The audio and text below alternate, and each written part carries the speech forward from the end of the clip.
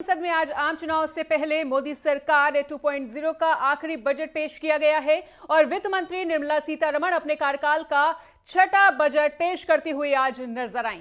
यह अंतरिम बजट है, लेकिन आम आदमी को इस मिनी बजट में भी सरकार की ओर से कई बड़े ऐलान होने की उम्मीद थी। इस बजट में महिलाओं, युवाओं और किसानों से जुड़ी वेलफेयर स्कीम के लिए फंड जारी किया गया है। वित्त मंत्री ने 57 मिनट में देश का पूरा वित्तीय लेखा जोखा जनता के सामने रखा।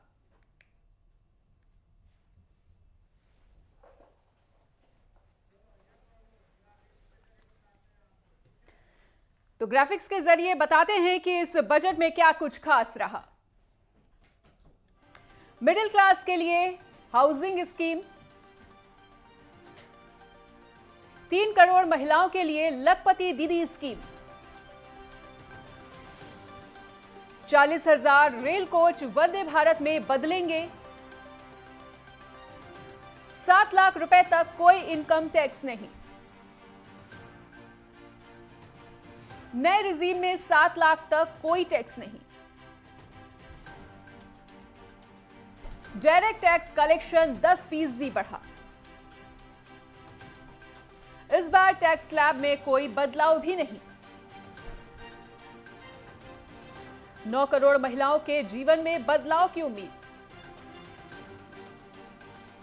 10 सालों में $596 अरब एफडीआई आया। राजकोषीय घाटा 5.1 रहने का अनुमान। हवाई अड्डों की संख्या बढ़कर हुई 149। 3 नए रेल कॉरिडोर बनाए गए। यात्रा सुविधा और बढ़ाई जाएंगी। 10 साल में एयरपोर्ट की संख्या दोगुनी। 80 करोड़ लोगों को सरकार ने मुफ्त राशन दिया। मिडिल क्लास के लिए हाउसिंग स्कीम। तो ये तमाम बड़ी बातें जो वित्त मंत्री द्वारा कही गई और सरकार की उपलब्धियों को भी वित्त मंत्री निर्मला सीतारमण ने गिनवाया।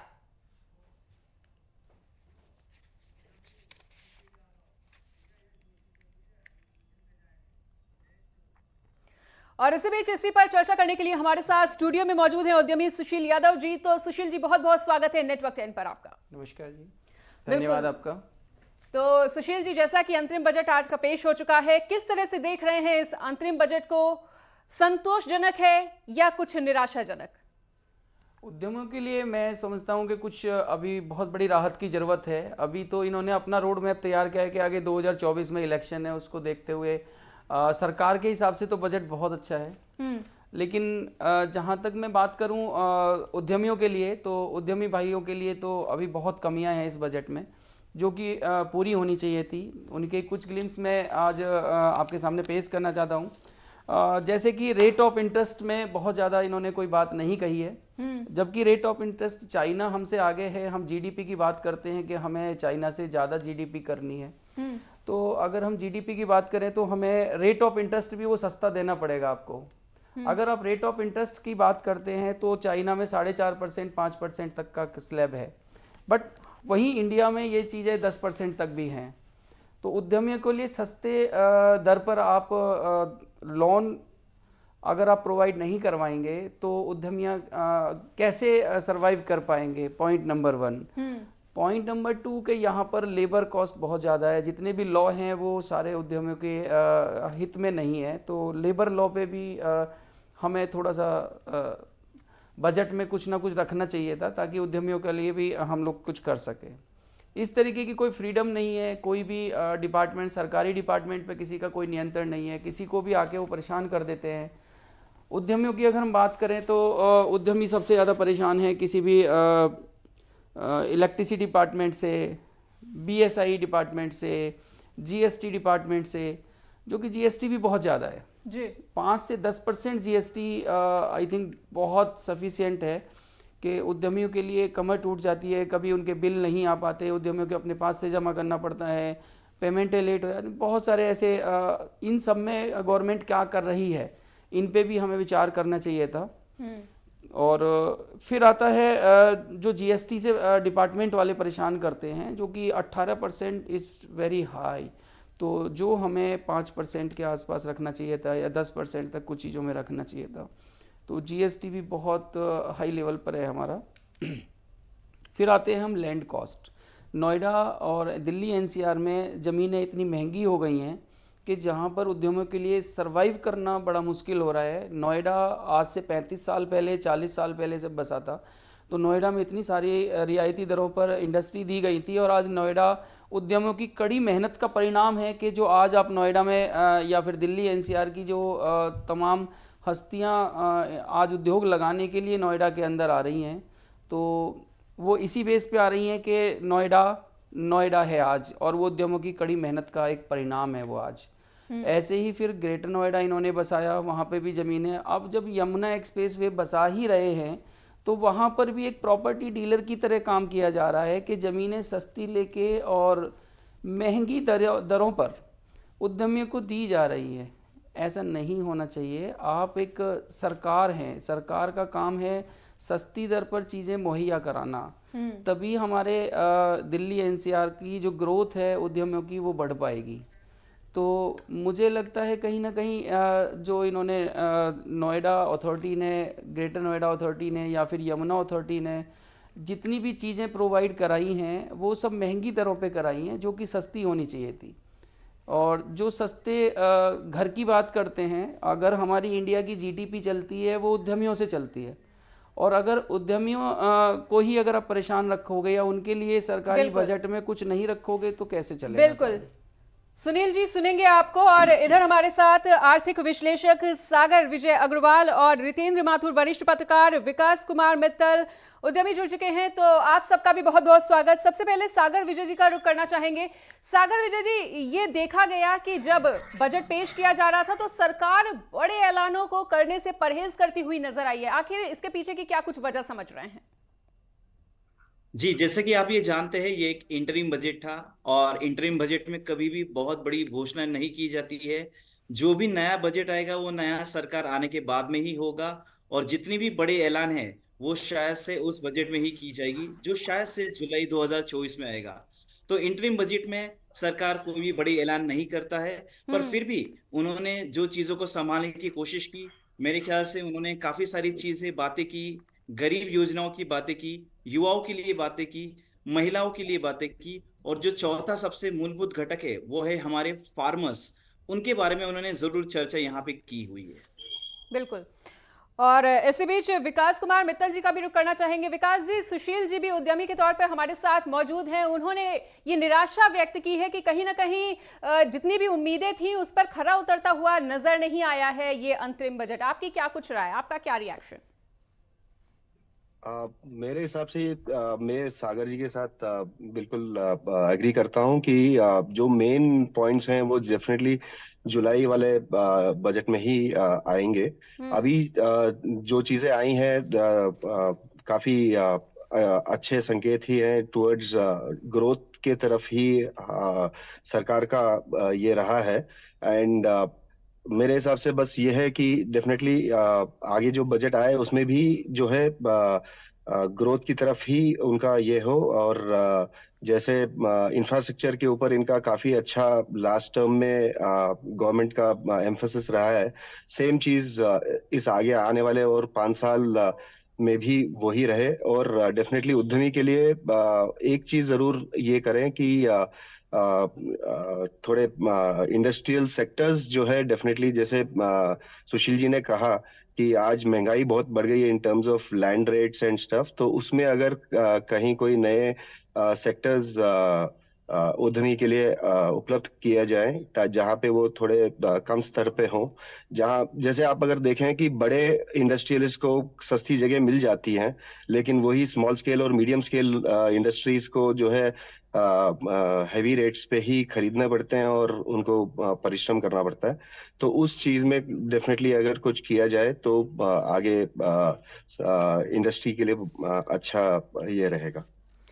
बिल्कुल। और बहुत ही अनुभवी और वरिष्ठ पत्रकार हमारे साथ रितेंद्र माथुर जी भी जुड़े हुए हैं। तो रितेंद्र जी, आपका भी बहुत बहुत स्वागत है।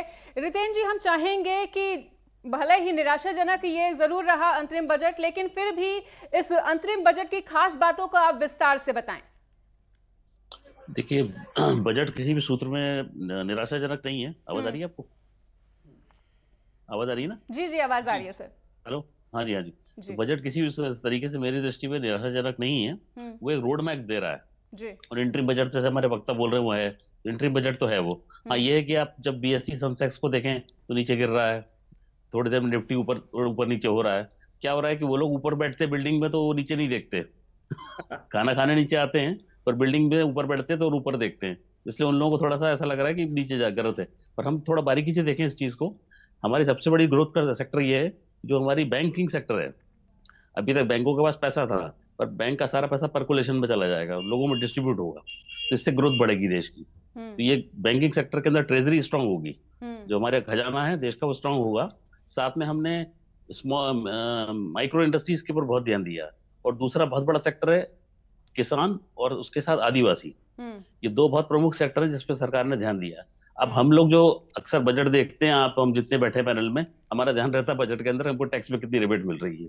तो हमको टैक्स में कोई रिबेट नहीं मिली है, ये हमारे लिए निराशाजनक हिस्सा है। पर ठीक है, हम सरकार से अपील कर सकते हैं। दो चीज इसमें मैं कहना चाहूंगा कि जब सरकार टैक्स लगाए, सरकार के टैक्स के सामने स्थिति आती है कि टैक्स कम कर देगी मान लीजिए, तो लोग क्या है कि ब्लैक मनी का यूज करने शुरू कर देंगे, डिवाइड कर लेंगे। तो ये सोर्स ऑफ इनकम उसमें शामिल कर दी जाए कि आपकी सोर्स ऑफ इनकम क्या है। जैसे एक आदमी को 1 लाख रुपए सैलरी मिल रही है और वो कहता है कि मैं चाय का या समोसे का ठेला लगाता हूँ, उससे मैं 1 करोड़ रुपए कमाता हूँ। तो अगर सोर्स ऑफ इनकम बताएगा तो टैक्स चेक हो जाएगा कि वाकई उसके पैसा उधर से आ रहा है या किधर से आ रहा है। तो टैक्स उसके हिसाब से ले सकते हैं, कोई परेशानी नहीं है। तो इसको सिस्टमेटिक करा जाएगा तो ठीक हो जाएगा। अब ये इंटरिम बजट है, नेक्स्ट बजट गवर्नमेंट आएगी, तो उसने रोड मैप तो दे दिया कि हमें आना है अगली बार सरकार में और ये करना है। तो हम सरकार को सुझाव दे सकते हैं, ये अच्छी स्थिति है इस समय। ठीक है जी। और एक बार फिर से सागर विजय जी का रुख करना चाहेंगे। सागर विजय जी, तो अभी जैसा कि रितेन सर ने तमाम बातें कही हैं, तो क्या ये भी समझा जाए कि ये एक प्रोग्रेसिव इंटरिम बजट भी हो सकता है? बिल्कुल, मेरे ख्याल से रितेंद्र सर ने बहुत ही अच्छी तरीके से कहा कि हमारा पूरा फोकस होता है कि कितने टैक्स के पैसे बच रहे हैं। लेकिन budget is not about only saving the taxes, but also हमारा जो भी देश का रोड मैप आने वाला है आर्थिक स्थिति का, उसका बनाना ये बजट का काम होता है। तो आज के बजट में भी अगर हम देखे जाए तो एक क्लियर कट विजन पूरी टीम लेके चल रही थी, जहां पे by 2047 if I am not wrong, तो वहां तक देश को एक विकसित देश, एक डेवलप्ड नेशन की तरफ देखने की उन्होंने बात कही थी। और उसी के जो पिलर्स है उसके ऊपर उन्होंने काम करना चालू किया है। और मुझे लगता है national skills development, youth empowerment, woman, महिलाओं का सशक्तिकरण और आदिवासियों और फार्मर्स का ग्रोथ, ये उसी की तरफ इशारा कर रहा है कि जो हमारी सरकार है वो आने वाले समय में एक बहुत ही पावरफुल नेशन की तरफ से इसको देखने की कोशिश कर रही है। इसी के साथ जो भी योजनाएं उन्होंने बताई थी, तो कितने कितने लाभार्थियों को उसमें से फायदा हुआ है, इसका पूरा ब्यौरा भी वहां पे सरकार ने दिया था। और जो जो स्कीम्स जो लाने वाले हैं उसका भी डिटेलिंग सरकार ने यहाँ पे किया हुआ है। तो अगर आप मेरी बात सुनते हो तो मुझे ये लगता है कि यहाँ पे भले ही कोई बड़ी बड़ी अनाउंसमेंट नहीं हुई है, लेकिन जितना भी रोड मैप बनाया गया है ये आने वाले बजट में हमको जुलाई में देखने को जरूर मिलेगा। और जिस कॉन्फिडेंस के साथ में उन्होंने ये कहा है, तो वो यही चाहते हैं कि अगली सरकार उनकी ही आएगी, ऐसे उनको पूरी तरह लगता है, मुझे ये लगता है। जी बिल्कुल। और एक बार फिर से विकास जी का रुख करना चाहेंगे। विकास जी, तो तमाम प्रवक्ताओं ने यही बोला है कि एक रोड मैप जरूर कॉन्फिडेंस के साथ पेश किया गया है, तो इस रोड मैप से क्या आप सेटिस्फाई हैं? बिल्कुल, रोड मैप से सेटिस्फाइड है, क्योंकि अल्टीमेटली बिल्कुल। विकास जी, इधर आपको रोकना चाहेंगे और प्रधानमंत्री का इस बजट को लेकर क्या कुछ कहना है वो सुनवाते हैं। रिसर्च और इनोवेशन पर 1 लाख करोड़ रुपए का फंड बनाने की घोषणा की गई है। बजट में स्टार्टअप्स को मिलने वाली टैक्स छूट के विस्तार का भी ऐलान किया गया है। साथियों, इस बजट में फिस्कल डेफिसिट को नियंत्रण में रखते हुए करोड़ रुपए का फंड बनाने की घोषणा की गई है। बजट में स्टार्टअप्स को मिलने वाली टैक्स छूट के विस्तार का भी ऐलान किया गया है। साथियों, इस बजट में फिस्कल डेफिसिट को नियंत्रण में रखते हुए कैपिटल एक्सपेंडिचर को 11,11,111 करोड़ रुपए की ऐतिहासिक ऊंचाई दी गई है। अर्थशास्त्रियों की भाषा में कहें तो एक प्रकार से स्वीट स्पॉट है। इससे भारत में 21वीं सदी के आधुनिक इंफ्रास्ट्रक्चर के निर्माण के साथ ही युवाओं के लिए अनगिनत रोजगार के नए अवसर तैयार होंगे। बजट में वंदे भारत स्टैंडर्ड की 40,000 आधुनिक बोगियां बनाकर उन्हें सामान्य यात्री ट्रेनों में लगाने का ऐलान किया गया है। इससे देश के अलग अलग रेल रूट पर करोड़ों यात्रियों में आरामदायक यात्रा का अनुभव बढ़ेगा। साथियों, हम एक बड़ा लक्ष्य तय करते हैं, उसे प्राप्त करते हैं और फिर उससे भी बड़ा लक्ष्य अपने लिए तय करते हैं। गरीबों के लिए हमने गांवों और शहरों में 4 करोड़ से अधिक घर बनाए। अब हमने 2 करोड़ और नए घर बनाने का लक्ष्य रखा है। हमने 2 करोड़ महिलाओं को लखपति दीदी बनाने का लक्ष्य रखा था। अब इस लक्ष्य को बढ़ाकर 3 करोड़ लखपति दीदी बनाने का कर दिया गया है। आयुष्मान भारत योजना ने गरीबों की बहुत मदद की है। अब आंगनवाड़ी और आशा वर्कर, उन सबको इस योजना का लाभ मिलेगा। साथियों, इस बजट में गरीब और मध्यम वर्ग को एम्पावर करने, उनके लिए आय के नए अवसर बनाने पर भी बहुत जोर दिया गया है। रूफटॉप सोलर अभियान में 1 करोड़ परिवारों को सोलर रूफटॉप के माध्यम से मुफ्त बिजली प्राप्त होगी।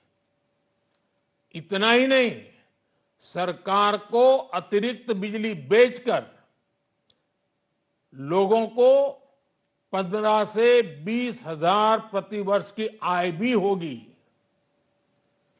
और ये हर परिवार को होगी। साथियों, आज जिस इनकम टैक्स रेमिशन स्कीम की घोषणा की गई है, उससे मध्यम वर्ग के करीब 1 करोड़ लोगों को बड़ी राहत मिलेगी। पिछली सरकारों ने सामान्य मानवी के सिर पर दशकों से ये बहुत बड़ी तलवार लटका कर रखी थी। आज इस बजट में किसानों के लिए भी बहुत महत्वपूर्ण और बड़े निर्णय लिए गए हैं। नैनो डीएपी का उपयोग हो, पशुओं के लिए नई योजना हो, पीएम मत्स्य संपदा योजना का विस्तार हो और आत्मनिर्भर ऑयल सीड अभियान हो। इससे किसानों की आय बढ़ेगी और खर्च कम होगा। मैं एक बार फिर सभी देशवासियों को इस ऐतिहासिक बजट के लिए शुभकामनाएं।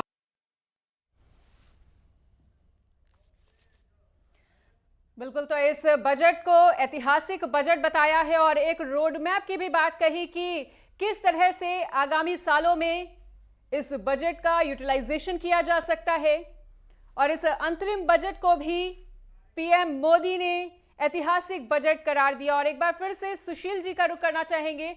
सुशील जी, तो अभी आपने पीएम मोदी को सुना है और इस अंतरिम बजट को उन्होंने ऐतिहासिक बजट का करार दिया है।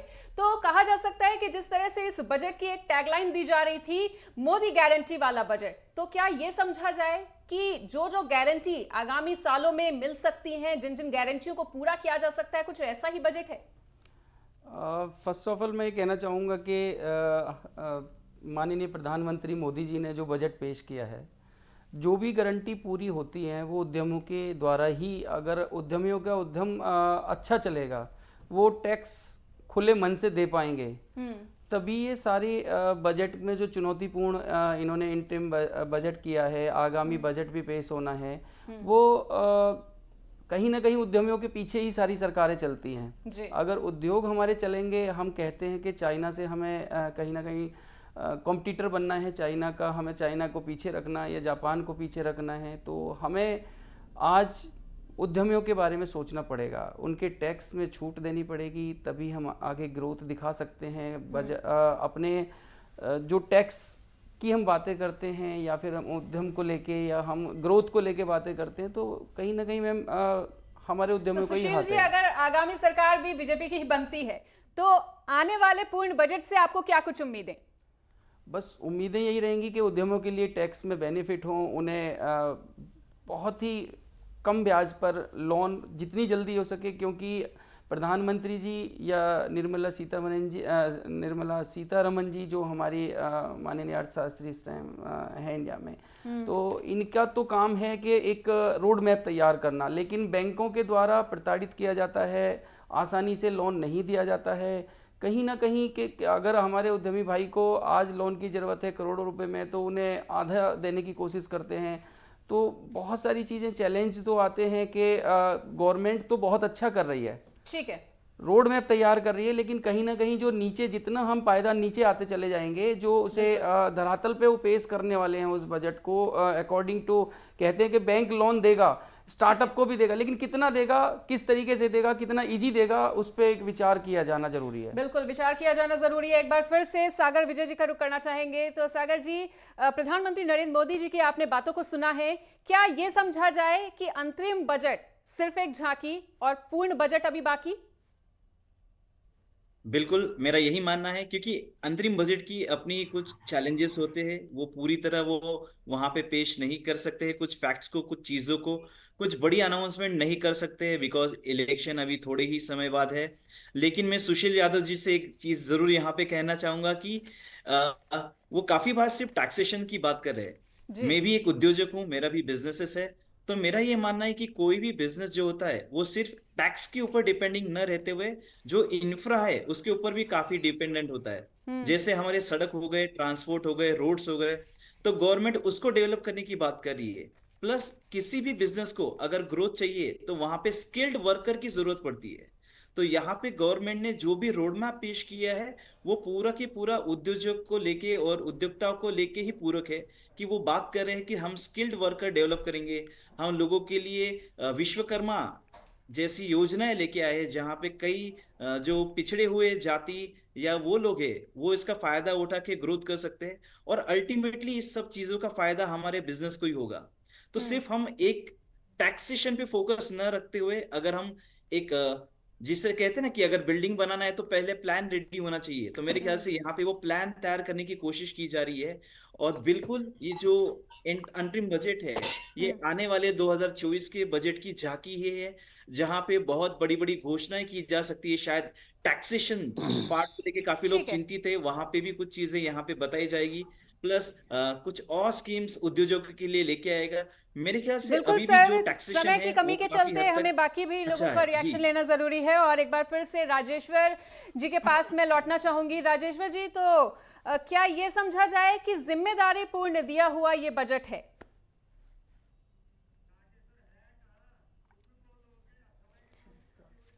और बिल्कुल, और राजेश्वर जी से फिलहाल हमारा संपर्क नहीं हुआ है। रितेंद्र माथुर जी का रुख करना चाहेंगे। रितेंद्र जी, तो अभी तो ये बातें समझ में आ रही थी कि बहुत ही फ्लैट बजट है और इस फ्लैट बजट में किसी के लिए भी कोई बड़ा ऐलान नहीं हुआ है, लेकिन क्या ये भी समझा जाए कि अभी सरकार नहीं बनी है, ये पूर्ण बजट नहीं है, जिम्मेदारी पूर्ण दिया हुआ बजट है?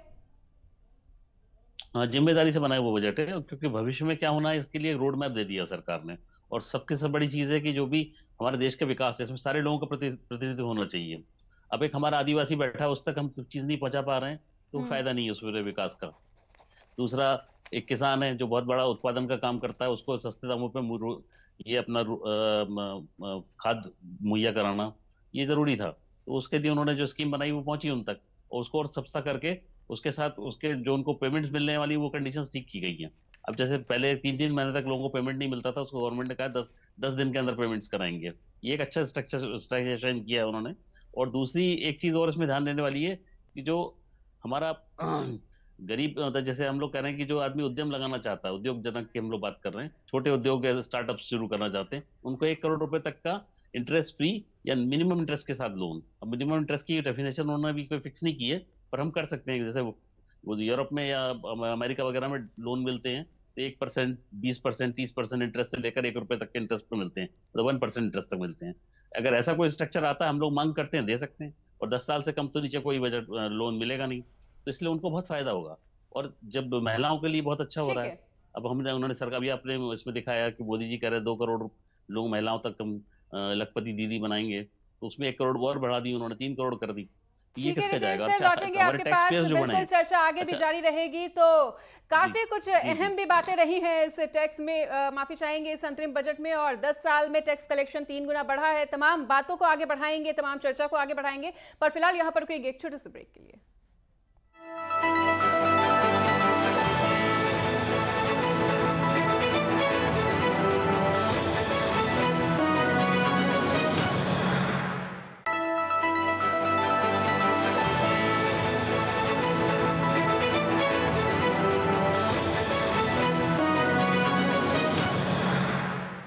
इस प्रोग्राम के प्रायोजक हैं गोल्डी हिंग, कण कण में जान।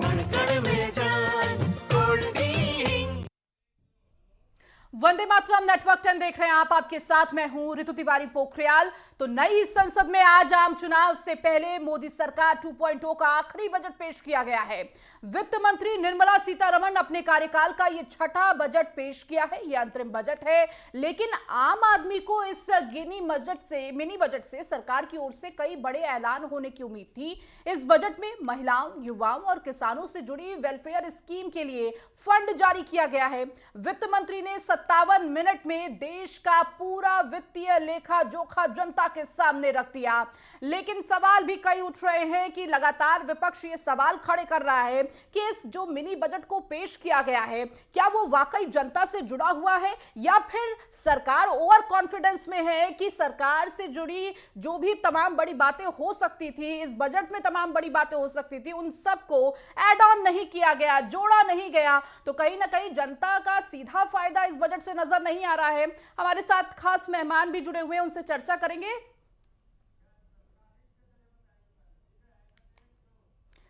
तो ग्राफिक्स के जरिए आपको बताएंगे क्या कुछ महत्वपूर्ण इस बजट में रहा और निर्मला सीतारमण ने क्या कुछ बड़ी बातें कही। तो मिडिल क्लास के लिए हाउसिंग स्कीम, देखिए एक बड़ा सपना होता है मिडिल क्लास के लिए घर बनाना, तो उसके लिए यह हाउसिंग स्कीम, 3 करोड़ महिलाओं के लिए लखपति दीदी स्कीम, और इसके साथ ही 40,000 रेल कोच वंदे भारत में बदलेंगे। ये बड़ी बजट में बातें हैं। 7 लाख रुपए तक कोई इनकम टैक्स नहीं। तो पहले भी लगातार देखने को मिल रहा था इनकम टैक्स पे छूट को लेकर। नए रेजिम में 7 लाख तक का कोई टैक्स नहीं होगा। डायरेक्ट टैक्स कलेक्शन 10% बढ़ा है। तो इस बार टैक्स स्लैब में कोई बदलाव नहीं देखने को मिला। तो 9 करोड़ महिलाओं के जीवन में बदलाव। तो किस तरह से महिलाओं के जीवन में बदलाव हो रहा है इसका भी जिक्र किया। 10 सालों में $596 अरब FDI आया। राजकोषीय घाटा 5.1 रहने का अनुमान। हवाई अड्डों की संख्या बढ़कर 149। तो 3 नए रेल कॉरिडोर बनाए गए। तो यात्रा सुविधाएं और बढ़ाई जाएंगी, इसका जिक्र किया वित्त मंत्री निर्मला सीतारमण ने। 10 सालों में एयरपोर्ट की संख्या 2 गुनी। तो 10 साल में क्या कुछ सकारात्मक बदलाव आए उसका जिक्र करते हुए बताया कि सबका विकास हुआ है, सबका साथ सबका विकास की बात कही निर्मला सीतारमण ने।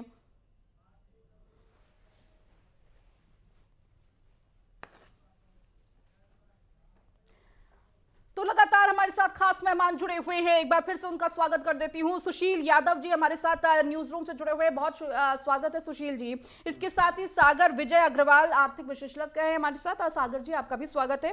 राजेश्वर जी भी हमारे साथ जुड़े हुए हैं, राजेश्वर जी आपका भी स्वागत है। रितेंद्र माथुर हमारे साथ वरिष्ठ पत्रकार जुड़े हुए, रितेंद्र जी आपका भी स्वागत है। इसके साथ ही विकास जी भी जुड़े हुए, विकास जी आपका भी स्वागत है। शुरुआत सुशील जी आपसे करूंगी, क्योंकि जिस तरह से निर्मला सीतारमण ने तमाम बड़ी बातें कही, सबसे पहले तो 10 सालों में क्या कुछ रहा उसके बारे में जिक्र किया, लेकिन जो उम्मीद की जा रही थी, हालांकि ये मिनी बजट है, अंतरिम बजट है, उम्मीदें बहुत ज्यादा नहीं थी, थोड़े बहुत बदलाव की उम्मीदें थी और कहीं ना कहीं वो बदलाव नजर आया। आपने सबसे पहले इस बजट में क्या कुछ महत्वपूर्ण बिंदु देखे? मैम, पिछले 10 साल के कार्यकाल में माननीय प्रधानमंत्री जी के नेतृत्व में देश आगे बढ़ा है और इसी को आगे बढ़ाने की वो कोशिश कर रहे हैं कि आगे विकसित भारत का एक रोड मैप उन्होंने तैयार किया है, जिस रोड मैप की परिकल्पना अभी तक भारत में पिछले 70 सालों से शायद किसी ने नहीं की थी। आज वो प्रधानमंत्री जी और माननीय प्रधानमंत्री जी और माननीय निर्मला सीतारमण जी ने जो है ये चीज़ें रोड मैप तैयार करी हैं कि जो आगे विकसित भारत कैसे बनाया जाए। उसी में विकसित भारत के साथ साथ आज हम यहाँ पर स्टूडियो में बैठे हैं आपके साथ में, इसी की परिचर्चा पर मेरे भाई भी विकास जी भी, सागर जी भी, राजेश्वर जी भी, रितेंद्र माथुर जी भी बैठे हैं। तो इसी की चर्चा पर हम लोग जो सब उद्यमी भाई बैठे हैं, तो उसी को रोड मैप पर हम आज चर्चा करते हुए कह रहे हैं कि आज मैं उद्यमी हूँ तो मैं उद्यमी के तरीके से सोचूंगा। मैं लेबर होता तो लेबर की तरह सोचता, और अगर मैं किसान होता तो किसान की तरह सोचता। आज मैं आप सब भाइयों के बीच में बैठा हूँ तो मैं उद्यमों की तरफ से बात रखने आया हूँ कि जो एक बजट पेश होना चाहिए, उस बजट को मैं बार बार यही कहूँगा कि बजट में उद्यमी को एक खास महत्व दिया जाना चाहिए। अभी वो इंटरिम बजट है, अभी जुलाई में फाइनल बजट जब इनका आएगा तो आज हम उसी पर चर्चा करने आए हैं कि आगे हमारे लिए क्या आएगा। क्या हमें सस्ती दर पर ज़मीनें दी जाएंगी, क्या हमें आगे सुरक्षा दी जाएगी, क्या हमें आगे ज़मीनें जो सिर्फ ये नोएडा, ग्रेटर नोएडा या फिर यमुना एक्सप्रेस वे पर जो ज़मीनें इतनी महंगी हो चुकी हैं, अगर हम किसानों से डायरेक्ट ज़मीनें खरीदते हैं तो उसके लिए क्या रोड मैप होगा कि हम उसका CLU कैसे चेंज करा सकते हैं ताकि हम सस्ती जगह, सस्ती दर पर हम अपना उद्यम स्टार्ट कर सकें। तो इन सब चीज़ों के बारे में हम माननीय सीतारमण जी से अपनी बात रखना चाहते हैं कि उद्यमियों के लिए कुछ ना कुछ होना चाहिए। आने वाला था, उससे पहले कई उद्यमी जो थे, लगातार हम वो रिपोर्ट भी दिखा रहे थे, कितनी उम्मीदें थी। हालांकि सबको पता है कि ये अंतरिम बजट है, इसमें बहुत ज्यादा घोषणाएं तो नहीं कर सकते हैं, लेकिन हाँ थोड़ा बहुत फेरबदल जरूर कर सकते हैं। लेकिन जिस तरह से उम्मीदों पर क्या ये बजट खरा उतरा है? अभी थोड़ा नहीं, बहुत ज़्यादा उम्मीदों पे खरा उतरा है, लेकिन मैंने पहले ही बताया था कि मैं उद्यमी हूं तो अपने फ़ायदा सोचूंगा। और हम उद्यमियों के बारे में अगर हम बात करते हैं तो उसमें थोड़ी सी हल्की सी निराशा है, लेकिन हालांकि वो रोड मैप है। अगले जुलाई तक जब प्रधानमंत्री जी दोबारा जीत के 2024 में जब ताजपोशी होगी तो हो सकता है कि बहुत कुछ मिले हम उद्यमियों को। तो उसी आशा के साथ में हम लोग आज अपनी बात को सरकार तक पहुंचाने की कोशिश कर रहे हैं। ठीक है रितेंद्र जी, मैं आपके पास आऊंगी, क्योंकि बजट तो अब पेश हो चुका है, अंतरिम बजट है, लेकिन जो विपक्ष है उस बजट को किस तरह से नकारता हुआ नजर आ रहा है। कह रहा है कि ये विदाई बजट है और जिस तरह से इस बजट में कुछ खास जनता के लिए रहा नहीं। क्या ये सरकार का ओवर कॉन्फिडेंट है कि जिस तरह से जनता से सीधा संबंध इससे हो सकता था, लेकिन उन चीज़ों को जोड़ा नहीं गया? हालांकि वो नहीं जोड़ सकते थे, नई योजनाएं नहीं ला सकते थे, लेकिन उसके बावजूद कहा जा रहा है कि कुछ तो किया होता इस बजट में। इसमें सीधे सीधे देखने की बात यह है कि जो वोटर्स हैं उनको, कोर वोटर्स को पूरा सरकार ने आइडेंटिफाई किया, जैसे युवा वर्ग को आइडेंटिफाई किया है अपने उद्यम लगा के और उनको उद्योग में आर्थिक फायदा देकर। एक चीज़ महिला उनके टारगेट पे थी वो रखी, किसान उन्हें टारगेट पे थे वो रखे, और जो आदिवासी वर्ग है उसको भी उन्होंने टारगेट किया। ये 4 वर्गों को उन्होंने कवर कर दिया। अब रह गया पुरुष वर्ग। तो पुरुष वर्ग में ऐसा है कि अपना जब सुन रहे हो इतना मीडिया आपके पास है, इतना रोज सुन समझ रहे हो, तब सोच समझ के वोट दो आप। अब रह गया विपक्ष। विपक्ष के लिए सबसे बड़ी मुसीबत कैसी है कि एक सीतारमण जी ने एक चीज कही है कि 2014 के पहले जो सरकारें थी उनका जो आर्थिक स्थिति थी उसके ऊपर श्वेत पत्र जारी करेंगे हम। अब श्वेत पत्र जारी होने का मतलब है कि सब पुराने विपक्षी नेता पकड़े जाएंगे उसमें, क्या घोटाला हुआ, क्या गड़बड़े हुई, वो आएगी सामने निकल के। ये उनके लिए एक माइनस पॉइंट है। अब वो कह रहे हैं विदाई हुई है, तो ये विदाई नहीं है, ये तो एक आगे का रास्ता साफ हो गया और सरकार अगली वही बनने वाली है, चेंज नहीं होगी। देश की इकोनॉमी इस समय 5 ट्रिलियन है, अगले बजट में उन्होंने टारगेट रखा 7 ट्रिलियन। मैं एक बात कहूंगा, 7 ट्रिलियन नहीं, इकोनॉमी 13 ट्रिलियन तक जाएगी जी। क्योंकि लोगों को लग रहा है कि हिंदुस्तान में पैसा डाला जा सकता है। ये तो वो समझने की बात शायद है। वो जो माहौल है वो क्रिएट करने में लगातार केंद्र सरकार लगी हुई है कि भारत को किस तरह से इस माहौल में बनाया जाए, इस इन्वायरमेंट को क्रिएट किया जाए कि ताकि बाहर के भी लोग यहाँ पर इन्वेस्ट कर सके, और उसी प्रयास में लगातार लगे हुए हैं। हमारे साथ सागर जी भी जुड़े हुए हैं। सागर जी, आपने तमाम बड़ी बातें जो भी निर्मला सीतारमण ने कही आपने सुनी होंगी, देखी होंगी कि क्या कुछ इसमें महत्वपूर्ण रहेगा। अगर आसान भाषा में समझना चाहें तो किस किस वर्ग को कितना फायदा? तो अगर हम इस अंतरिम बजट को समझना चाहे तो हम यही समझ सकते हैं कि यहाँ पे, जैसे मैंने पहले भी कहा था, 4 पिलर्स को लेकर सरकार चल रही है। रितेंद्र जी ने बिल्कुल सही कहा था कि उन्होंने सभी वर्गों को टच करने की कोशिश की है। सभी के लिए नई योजनाएं लाने की जगह उन्होंने पिछले साल में कौन कौन सी योजनाओं पे काम किया है, कितनी चीजों पे काम किया है, ये उन्होंने बताया। जस्ट आपके लिए मैं एक थोड़ी चीज यहाँ पे बता दूं कि गवर्नमेंट ने यहाँ पे तकरीबन 3000 नए ITI कॉलेजेस खोले हैं। अभी हम सभी को पता है कि ITI कॉलेजेस में से स्किल्ड लोग निकलना चालू हो जाते हैं, जो हमारे उद्यमी भाइयों के लिए, व्यवसाय के लिए बहुत पूरक होते हैं। इसी के साथ पिछले पूरे समय में 7 IIT और 7 IIM और तकरीबन 15 एम्स कॉलेजेस, एम्स हॉस्पिटल्स उन्होंने वहां पे खोले हुए हैं। तो इस बजट में बहुत ज्यादा आश्वासन न देते हुए सरकार ने उनकी अचीवमेंट को गिनाया है, क्योंकि हम भी ये जान सकते हैं कि इलेक्शन बहुत ही पास में है। और जैसे रितेंद्र जी का ये मानना है कि 2024 में तो हमारे आदरणीय प्रधानमंत्री मोदी जी ही आएंगे, तो मैं ये जरूर मानता हूं कि जो भी धमाका होगा वो अब नहीं होगा, जुलाई 2024 में ही होगा। लेकिन जो एक अच्छी बात उन्होंने कही है, वो कही है इंफ्रा को लेके, वो कही है एनर्जी को लेके और सोलर एनर्जी को लेके, कि हमारे देश में रिन्यूएबल एनर्जी को बढ़ाने का कार्य वहां पे जोरों शोरों से चल रहा है।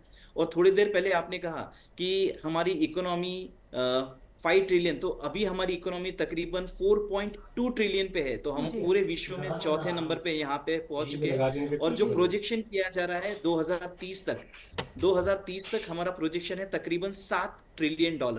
और अगर हम $7 ट्रिलियन तक पहुंच जाते हैं तो हम विश्व की तीसरी सबसे बड़ी इकोनॉमी बन जाएगी। तो मुझे ऐसा लगता है कि जो आने वाले 5 साल है वो भारत के भविष्य की।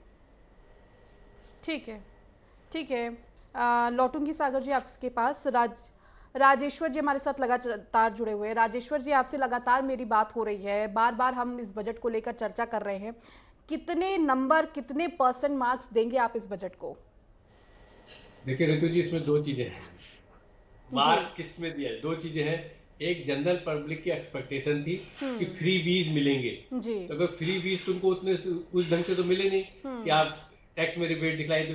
लेकिन अभी भी जो टैक्स रिबेट और दूसरी बातें हम कर रहे हैं, तो जुलाई में बजट आएगा, क्योंकि आपको भी जो टैक्स रिबेट चाहिए होगा वो 24-25 के लाएगा। 23 जो करंट फाइनेंशियल ईयर उसके तो ऑलरेडी मिल चुका है जो भी मिलना था। अब तो आपको जो भी मिलना है 24-25 फाइनेंशियल ईयर, तो निर्मला सीतारमण जी ने बड़े क्लियर कट बताया है कि हम जुलाई में फुल फ्लेज बजट लेके आएंगे। तो हो सकता है जो टैक्स रिफॉर्म्स हो या जो डायरेक्ट बेनिफिट मिलने की बातें हो, चाहे किसान को मिलने की बातें हो सकता है कि 2 जुलाई वाले उस बजट में उनको एड्रेस किया जाए। अब हम आ जाए दूसरे वाले बजट में कि विजन की बात, 5 ट्रिलियन डॉलर की विजन की बात, वर्ल्ड की 3rd इकोनॉमी बनने की बात, तो 2047 तक टोटल डेवलप कंट्री में शामिल होने की बात, उसकी बात करें। उसके लिए अगर हम मार्क्स देना चाहें तो 10 में से 10 देंगे। और अगर जनता की उसमें बात की जाए तो हो सकता है कि जनता के जो डायरेक्ट बेनिफिट उनको न मिल पाए, उसमें हो सकता है कि पासिंग मार्क के आसपास 4, 3 आप कुछ भी दे सकते हैं, क्योंकि जनता एक अलग तरीके से सोचती है और सरकार का एक अलग व्यू होता है। सरकार का व्यू बड़ा क्लियर है कि आप किसी को मछली मार करके न खिलाओ, उसे इतना ट्रेंड करो कि वो अपने लिए खुद मछली मार सके और अपना जीवन यापन कर सके।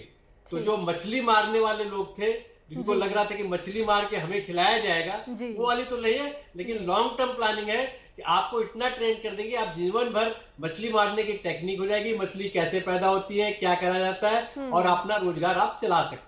वही स्किल डेवलपमेंट पे ज्यादा, जिस तरह से आपने कहा स्किल डेवलपमेंट पे ज्यादा फोकस रहा है केंद्र सरकार का, और इस बजट में भी वही नजर आ रहा है। सुशील जी लगातार जुड़े हुए हैं। सुशील जी, जिस तरह से उम्मीदें बहुत ज्यादा थी, लेकिन ये भी कहा जा रहा था कि उम्मीद रखने की ज्यादा जरूरत नहीं है।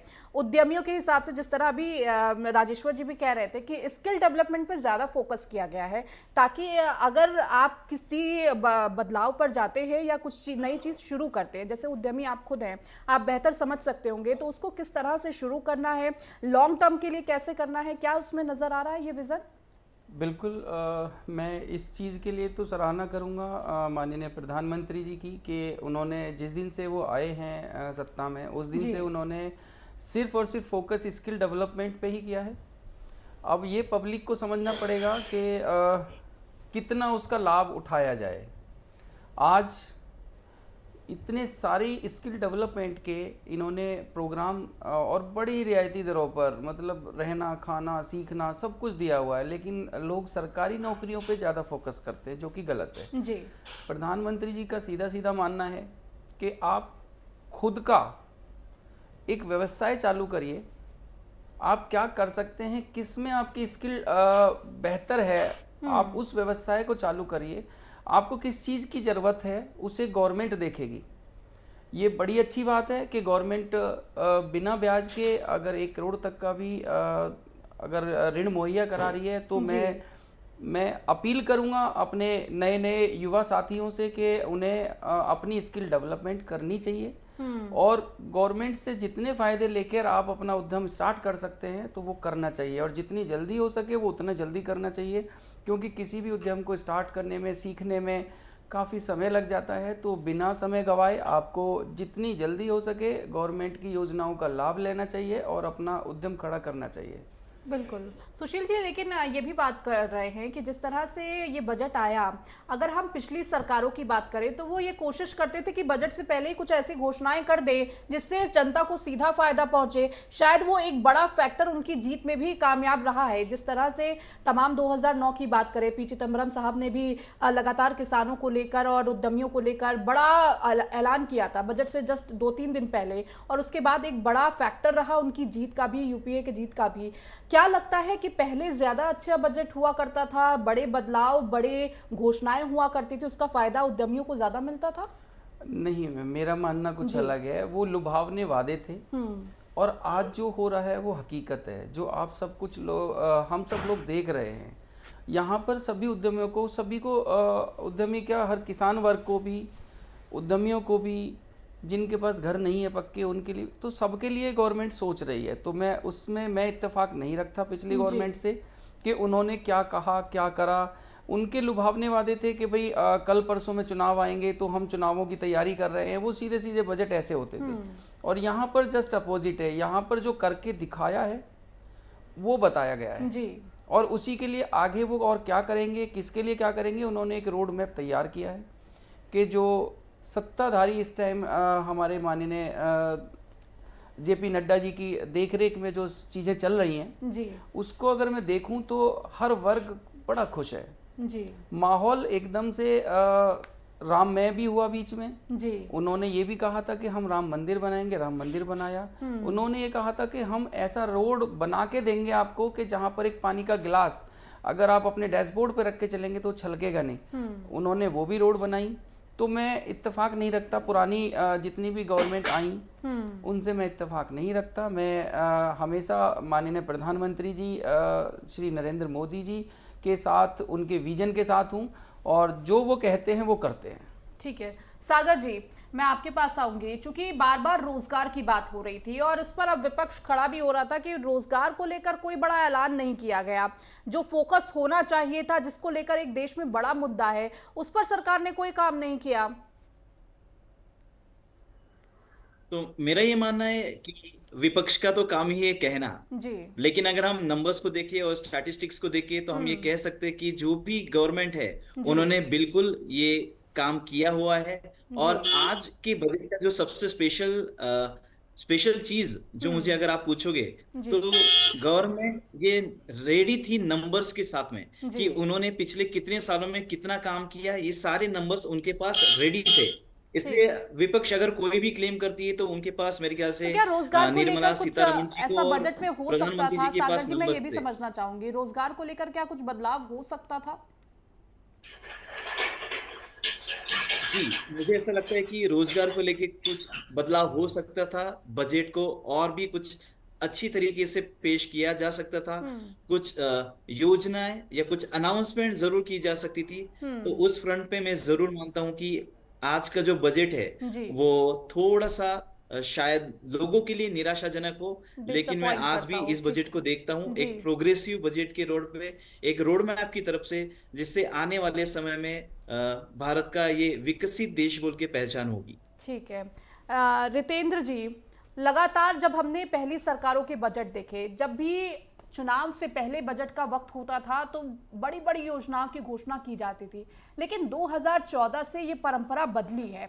ये हमने देखा है कि जब भी चुनाव का वक्त होता है तब उस वक्त घोषणाएं नहीं की जाती हैं, तमाम जो काम किए गए हैं उसको कहीं ना कहीं दिखाने का प्रयास किया जाता है। आज भी वही बजट हमने देखा और वो कॉन्फिडेंस भी देखा कि आप बजट में कुछ बदलाव करें ना करें, हम अगली बार जरूर आएंगे और हम पूर्ण बजट पेश करेंगे जो जनता से सीधा सरोकार रखेगा।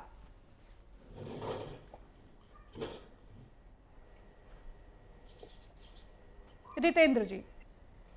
हाँ जी, हाँ जी, हाँ जी, मुझे प्रश्न जरा फिर से पूछिएगा। क्या पूछा रितेंद्र आपने? जी, जब हम पहली सरकारों के बजट देखते थे तो हमने देखता है चुनाव से पहले बड़े लोक लुभावने वादे किए जाते थे, ऐलान किए जाते थे, उसके बल पर कहीं ना कहीं चुनावों में जीत भी देखने को मिलती थी। लेकिन 2014 से हमने उस परंपरा को बदलते देखा है। 2014 से बाद अगर 19 की बात करें, उससे पहले जब बजट पेश हुआ तो उस वक्त भी कोई लोक लुभावने वादे नहीं थे, बस ये बताया गया कि आगे आने वाले सालों में क्या कुछ विजन रहने वाला है। आज भी वही हमने देखा। तो कहीं ना कहीं जो सरकार है वो कॉन्फिडेंट है कि हम अगले 5 साल में एक नया विजन लाएंगे, एक नई जो सीधा जनता से सरोकार करेगी। नहीं, ये मोदी जी ने एक चीज अच्छी की है कि जो उन्होंने एक वातावरण बनाया देश के अंदर। 10 सालों के अंदर वातावरण तो बहुत बदला है देश का, तो आदमी को इतना परिपक्व बनाया जा रहा है कि वो चीजों को समझना शुरू करे। अब जैसे सरकार का कहना यह था कि हमें देश के अंदर इंफ्रास्ट्रक्चर को ठीक करना है, इंफ्रास्ट्रक्चर उन्होंने ठीक किया, किसानों के उपयोग काम किया, महिलाओं के लिए काम किया, दिखाई दे रहा है काम। इसलिए हम ये नहीं कह सकते कि किसी के लिए कुछ नहीं हो रहा, बहुत अच्छा हो रहा है। और तभी स्कूल कॉलेजेस खुल रहे हैं, यूनिवर्सिटीज खुलने की बात हुई है, अधिकांश यूनिवर्सिटी आएंगी, ई लाइब्रेरी तैयार हो जाएगी जो अभी तक गांव तक नहीं पहुंची थी, अब पंचायत तक पहुंचेगी, पंचायत को ई लाइब्रेरी से कनेक्ट किया जाएगा।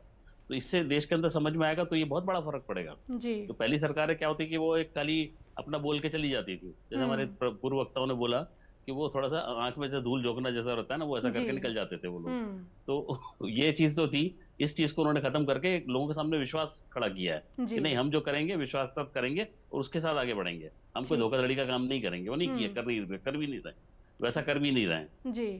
तो ये चीज यहाँ से ध्यान देने वाली है। और इसमें अब जैसे महिलाओं के लिए एक योजना चल रही है कि जो उनको नर्सिंग की टेक्नोलॉजी ट्रेनिंग दी जाएगी, लड़कियों को नर्सिंग की ट्रेनिंग दी जाएगी। अब लड़कियां किसी परिवार का एक सबसे प्रमुख अंग है, बिना महिलाओं के परिवार की कल्पना नहीं कर सकते। और अगर नर्सिंग की उनको ट्रेनिंग दी जाती है तो उससे वो उन परिवारों के अंदर नर्सिंग का काम करके अपना रोजगार भी कर सकती हैं और समाज के लिए बहुत बड़ा काम उपयोग रहेंगे उनका।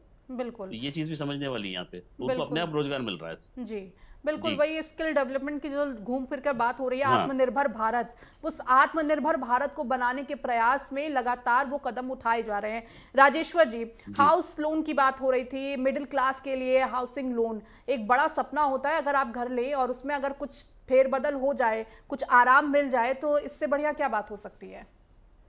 आप हाउसिंग लोन में शायद मुझे लगता है कि डिडक्शन की बात कर रहे होंगे या इंटरेस्ट कम की बात करेंगे। देखिए, अगर बैंक को फंड सस्ता मिलने लग गया जी, या फाइनेंशियल इंस्टीट्यूट को सस्ता मिलने लग गया तो कहीं ना कहीं से जो है पास ऑन होगा इन्वेस्टर को, मतलब जो हाउस खरीदने जा रहा है उसको पास ऑन होगा। और जहां तक जो लोअर क्लास है उसकी बात करें, उसमें तो पीएम हाउसिंग योजना, इस ढंग की बहुत सी योजनाएं ऑलरेडी चल रही हैं जहां से उनको फंडिंग उसकी मिलती है। लेकिन मिडिल क्लास के लिए, क्योंकि हम अक्सर बात कर रहे थे, आपसे पहले भी मिडिल क्लास को लेकर बात हुई, क्योंकि बहुत सारे फायदे जो लोअर क्लास है उनको मिल जाते हैं, जो बड़े तबके के हैं उनको मिल जाते हैं, मिडिल क्लास रह जाता है और वो हमेशा ये शिकायत करता है कि हमें कुछ नहीं मिला, मिडिल क्लास का फायदा कुछ नहीं हुआ। नहीं देखिए, मिडिल क्लास का फायदा हो रहा है जी। वो अभी थोड़ी देर समझने में थोड़ा सा टाइम लगेगा।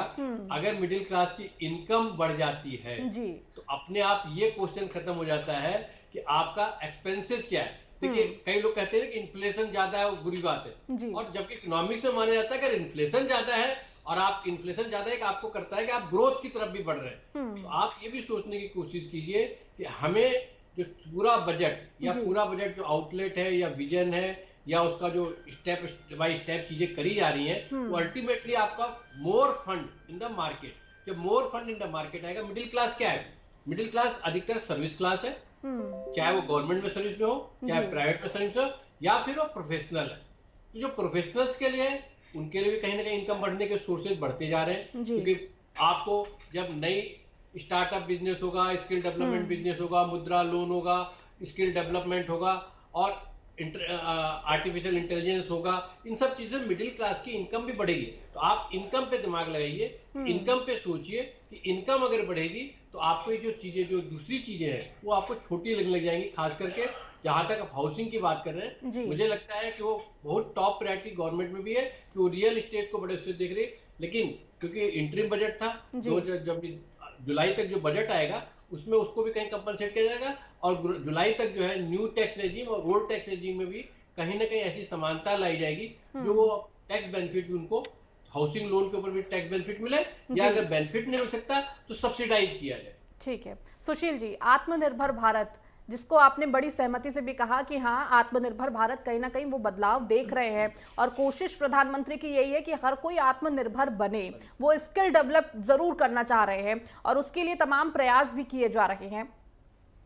बिल्कुल मैम, मैं तो सभी से यही अपील करूंगा कि आज करीबन 70 साल 75 सालों में भारत इस स्टेज पर पहुंचा है कि चंद्रमा तक अपना चंद्रयान भेज चुका है। तो कहीं ना कहीं हम सबकी मिलके मेहनत ही रही होगी, और मैं प्रधानमंत्री जी के सपने को साकार होते हुए देख रहा हूँ कि जो उन्होंने एक विकसित भारत का सपना देखा है, तो उसको देखते हुए मैं अपने युवा साथियों से यही अपील करूँगा कि प्रयास करिए कि आपको नौकरी मिले, रोजगार मिले, लेकिन कहीं ना कहीं आप अपने रोजगार की तरफ भी, आप अपने रोजगार सृजन की तरफ भी, कि आप खुद भी एक उद्यमी बने और अपने साथ में जितने रोजगार सृजन कर सकते हैं, अपने युवा साथियों को रोजगार दे सकते हैं, उनको रोजगार भी मुहैया कराइए, और हाथ से हाथ मिलाकर ही देश को हम आगे बढ़ा सकते हैं। कि जिनका काम जो होता है, हम लोग उद्यमी हैं तो हम उद्यमी की तरह ही सोचेंगे, और विपक्ष का काम है शोर मचाना, तो विपक्ष शोर मचाएगा, वो उनका काम है, उन्हें करने दीजिए। तो विपक्ष की बातों से आप विचलित ना होइए, और जितने भी युवा साथी हैं मेरे, मैं सभी से यही अपील करूंगा कि भाई बढ़ाओ देश को, जितना बढ़ा सकते हैं। सुशील जी, उम्मीदें क्या है? क्योंकि उम्मीद तो मैम देखो, जुलाई के बाद में जो अभी हम आपके माध्यम से, आपके चैनल नेटवर्क 10 के माध्यम से जो हम अपील करना चाहते हैं, जैसे अभी रितेंद्र माथुर जी ने कहा था कि उद्यमी सिर्फ टैक्स की बातें करते हैं, टैक्स की बातें नहीं करते, उद्यमी ये सोचते हैं कि देश को कैसे नंबर 1 बनाया जाए। तो हम जब तक हम नए उद्यम नहीं लगाएंगे, हमारी वही समस्या है। फिर मैं आपको रिपीट कर देता हूँ कि उद्यमों की तो समस्या ही एक है कि हमें सस्ती दर पर जमीनें मुहैया कराई जाएं, हमें वो वातावरण दिया जाए कि जहां पर हम अपने विकसित कर सकें, अपने जो भी हम उद्यम लगा के बैठे हैं, हमें वहाँ कोई सुरक्षा मुहैया कराई जाए, हमें जो गवर्नमेंट डिपार्टमेंट है उससे प्रताड़ित ना किया जाए, वो एक सिंगल विंडो बनाई जाए हमारे लिए। तो ये हमारे रोड मैप हैं। तो कोई विकसित भारत बनने से भारत को नहीं रोक सकता। अगर हमारे भारत का, अगर हमारा उद्यमी खुश है जी, तो कोई भी रुकावट नहीं आएगी विकसित भारत बनने से। ठीक है, चलिए इस चर्चा में आप सभी का बहुत शुक्रिया जुड़ने के लिए, और तमाम अपने अपने बिंदु आपने रखे कि किस तरह से बदलाव आगे देखने को मिलेगा। साथ ही साथ जिस तरह से निर्मला सीतारमण ने कहा कि 10 सालों में सकारात्मक बदलाव हुए, पूरा खाका तैयार किया कि आखिर 10 सालों में क्या क्या परिवर्तन देखने को मिला है। सबका विकास हुआ है, सबके साथ में सबका विकास हुआ है, और कहीं ना कहीं स्किल डेवलपमेंट, आत्मनिर्भर भारत का बात की है। फिलहाल इस चर्चा में यहीं विराम देती हूँ। नेटवर्क 10 पर खबरों का सिलसिला लगातार जारी है। जय हिंद।